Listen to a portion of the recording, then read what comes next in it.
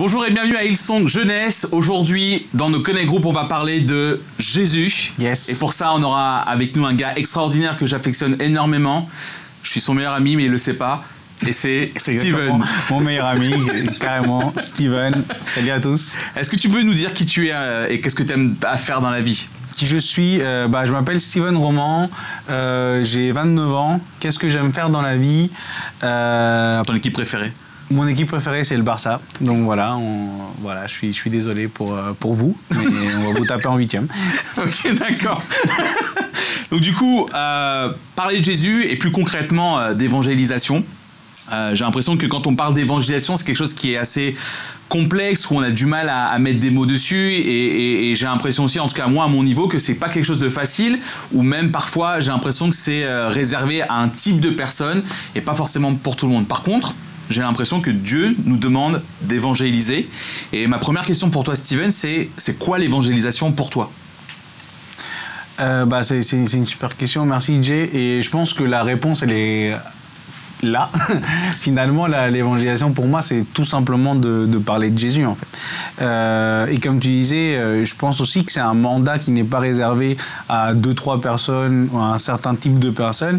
Comme on le connaît, ce verset, Matthieu 28, 18 à 20, c'est un verset où en fait Dieu nous donne une mission. On appelle même ce passage-là la grande mission. Et Dieu nous dit justement d'aller partout dans le monde et de faire des nations des disciples. Et je pense que ça, c'est le mandat qu'on a tous.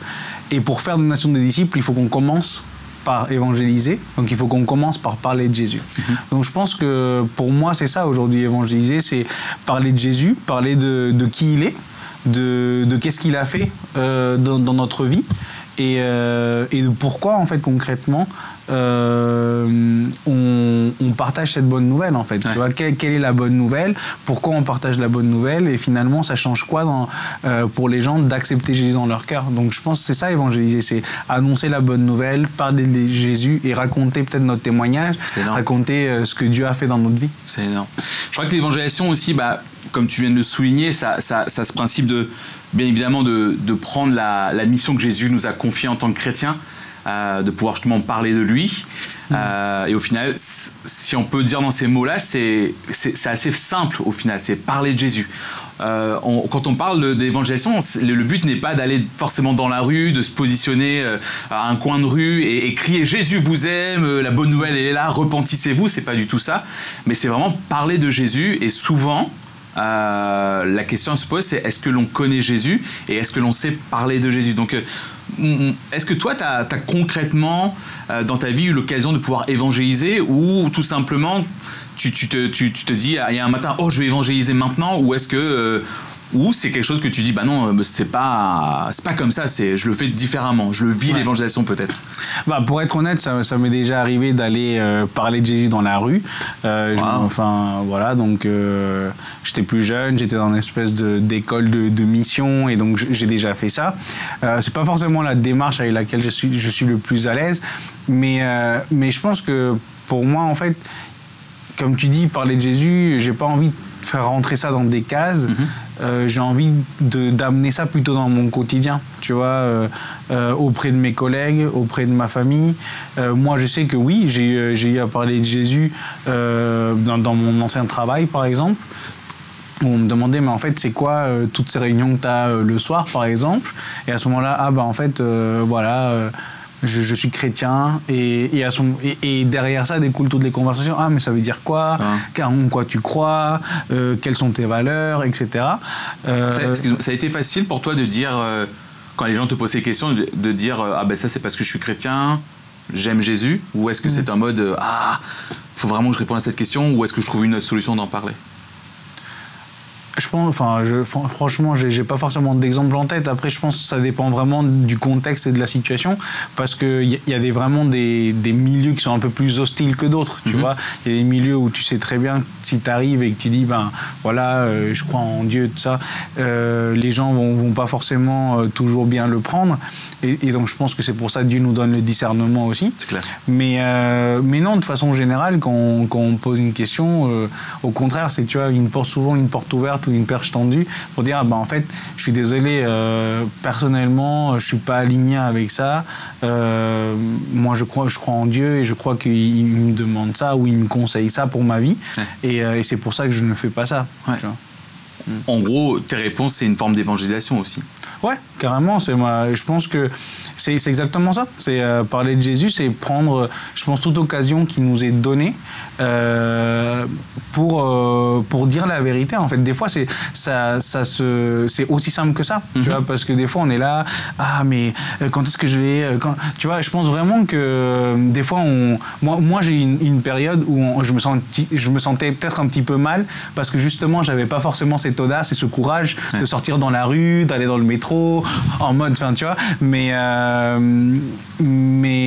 j'ai commencé à prier par rapport à ça et en mode Seigneur, t'as changé ma vie, tu vois, et j'aimerais vraiment pouvoir partager ça avec les gens autour de moi. Et je me rappelle, la première fois que j'ai fait cette prière-là, c'était en terminale. Et à ce moment-là, je voulais vraiment parler de Jésus. Et je me rappelle, les mercredis après-midi, j'allais dans un café philo. Et à ce moment-là, quelqu'un a apporté le sujet. Et j'ai pu partager ma foi dans ce café philo, dans mon prof et certains potes qui étaient là avec moi. Et du coup, à la fin, ça a généré une conversation avec une amie qui était intéressée de juste savoir concrètement qu'est-ce que ça voulait dire, qu'est-ce que ça changeait ou pourquoi j'avais décidé de faire ça. Tu vois, donc je pense vraiment que c'est pas compliqué. Deux, si tu sais pas, t'oses pas, juste demande à Dieu, tu vois, il va ouvrir des portes. Et trois, après, une fois que les portes se présentent, que les portes s'ouvrent, et le discernement aussi de savoir, ok, là, je vais l'aborder de cette façon ou de cette façon. Et puis après, ça va naturellement, c'est juste genre discuter, parler, échanger, parler de notre foi, parler de ce que Dieu a fait dans notre vie. C'est énorme. Je crois que l'évangélisation, bien évidemment, donc, comme on le dit tout à l'heure, c'est au final, ça se résume à parler de Jésus, c'est parler de qui il est pour nous, mais il y a aussi, je pense, une attitude qui parle de Jésus. Parfois, l'évangélisation, c'est pas juste aller dans la rue ou juste parler comme ça, c'est parce que tu parlais tout à l'heure de tout ça, des fois tu avais des conversations au travail où justement tu devais te positionner en mode écoutez, moi c'est pas forcément le genre de conversation. Je sais pas si tu as un exemple concret. Ouais, la dernière fois, quand j'étais en master d'informatique, pendant un moment en fait j'étais en jeûne. Et du coup, à manger, tout le monde était en mode mais Steven, viens, on va manger. Et à ce moment-là, forcément, c'était en mode en fait non, je suis désolé, là en ce moment je suis dans une période de jeûne, donc je vais pas pouvoir venir manger avec vous. Ah ouais, mais pourquoi tu jeûnes, c'est quoi, c'est pour perdre du poids, etc. Voilà. Et à ce moment-là, non, c'est juste expliquer non, en fait, cette période-là, elle est importante pour moi. C'est un moment pour moi de prendre du temps à part avec Dieu, tout simplement pour laisser travailler en moi. Et du coup, à ce moment-là, ça a été une de ces portes-là. Une autre porte qui était très très récente, ça a été Halloween. Justement, le 31 octobre, j'avais un pote qui faisait une soirée pour Halloween. Et sincèrement, j'avais pas envie d'y aller. J'étais pas forcément fan de tout ce qui était en train d'être fêté à ce moment-là. Et je lui ai dit juste, je suis désolé, mais là, tout de suite, je le sens pas. J'ai l'impression que ça va à l'encontre de ce que finalement je célèbre, tu vois. Et j'ai envie de célébrer la vie, j'ai envie de célébrer. Mais je sais qu'à cette fête-là, des fois, il peut y avoir des trucs compliqués qui se passent réellement dans le monde spirituel. Donc, j'ai pas envie forcément d'être là. Et donc voilà. Et donc, ça a été des opportunités aussi pour entamer des discussions. Je pense que, comme disait Steven tout à l'heure, si on veut avoir cette capacité, ou on a cette capacité en réalité, mais c'est des fois juste qu'on ne sait pas comment arriver à parler de Jésus, c'est lui demander, donc bien évidemment le Saint-Esprit, pour dire voilà, Saint-Esprit, j'aimerais davantage parler de Jésus, mais il y a des moments où je ne sais pas comment saisir les opportunités. Lorsque l'on va commencer à faire cette prière, il faut s'attendre à ce qu'il y ait des opportunités qui s'ouvrent à nous, et il faut y aller. Il y a un moment donné aussi, c'est pas juste prier et demander au Saint-Esprit de parler au travers de nous. Bien sûr qu'il le fera, mais à un moment donné, il faut que ce soit toi qui ouvres ta bouche. Et je pense que peut-être la première chose avant, c'est se dire je veux me mettre en position où je vais pouvoir ouvrir ma bouche et pouvoir parler et se positionner. Et l'attitude, elle va être là en soi, quoi. Tout à l'heure, tu parlais de au final, de parler de Jésus, c'est apporter la bonne nouvelle. Est-ce que tu peux rappeler à tous ceux qui sont dans le groupe aujourd'hui, c'est quoi cette bonne nouvelle dont on veut parler à propos de Jésus? Oui, bien sûr. C'est une super question. Et quand on parle d'évangéliser, on parle de apporter la bonne nouvelle. Donc il faut qu'en tant que chrétien on sache qu'est-ce qu'on est en train d'apporter. Pour moi, la bonne nouvelle, c'est que le royaume de Dieu s'est approché. En fait, dans l'Ancien Testament, il y avait plein d'intermédiaires, il y avait plein de protocoles pour pouvoir s'approcher de Dieu, et on devait aller couvrir nos péchés, etc. Maintenant, tout ça, c'est une époque qui est révolue. En fait, le voile a été déchiré. Aujourd'hui, on a accès complet à la présence de Dieu, en fait. Donc aujourd'hui, on peut s'approcher de Dieu, et juste en croyant que Jésus est mort, qu'il est ressuscité, en fait, on a accès au salut. C'est énorme. Et ça, c'est la bonne nouvelle qu'on veut partager. Ouais. D'ailleurs, bonne nouvelle que Jésus est venu apporter quand il était sur terre. Mais ça, c'était à son époque. Et clairement, Jésus était en mode évangélisation, donc pour venir apporter cette bonne nouvelle que Dieu les aime et qu'il veut passer du temps avec lui, avec nous, avec chacun d'entre nous. Mais aujourd'hui, il y a une bonne nouvelle quand même. Cette bonne nouvelle, elle est toujours là. Comment nous, aujourd'hui, on peut amener concrètement cette bonne nouvelle dans notre temps aujourd'hui? Ouais, ça aussi, c'est comme tu dis, en fait, pour moi, des fois, on est tout de suite dans l'action, je veux faire ci, je veux faire ça, je veux parler. Mais souvent, ma question aussi, c'est de quoi tu as envie de parler finalement? Tu vois, en fait, moi, j'ai toujours envie de parler de ce que Dieu fait dans ma vie. Pourquoi les gens, ils accepteraient Jésus dans leur vie? Qu'est-ce que ça change? Comment tu sais que ça change quelque chose? Qu'est-ce que ça change chez toi, en fait?